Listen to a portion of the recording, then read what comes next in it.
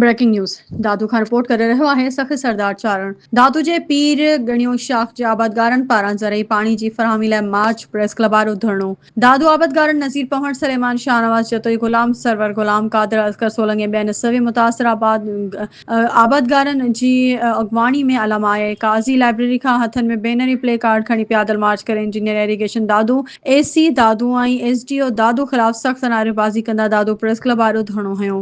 आबपाशी खाते जे कामूरनि पीर गणियो शाख खे अञा ताईं पाणी न ॾिनो वियो आहे, जंहिं सबबि कणिक जी पोखाई न थी सघी आहे। मुतासिर आबादगारनि जे हलंदड़ मुज़ाहिरे दौरान एसडीओ इरीगेशन दादू लुत्फुल्ला बुर्ड़ो पहुची आबादगारनि सां ॻाल्हियूं करण दौरान चयो एक्शियन इरीगेशन दादू सां मुलाक़ात करे मुतासिर आबादगारनि छंछर ते पाणी फ़राहम कयो वेंदो। एसडीओ इरीगेशन लुत्फुल्ला बुर्ड़ो मुतासिर आबादगारनि एसडीओ इरीगेशन दादू में ॻाल्हियूं कामयाब थियण ते धरणो ख़त्म कयो वियो। ॿियनि शाखुनि खे पाणी जी फ़राहमी थिए पई, पीर गणियो शाख अञा ताईं सुकल आहे। मुतासिर आबादगार फौरी तौर छंछर ते पाणी जी फ़राहमी न कई वई त एक्शियन इरीगेशन दादू समेत इरीगेशन अमले खे हटाइण जो मुतालबे समेत पूरी सिंध में इरीगेशन खातनि जे आफ़ीसनि अॻियां एहतिजाज जो दाइरो वधायो वेंदो। मुतासिर आबादगार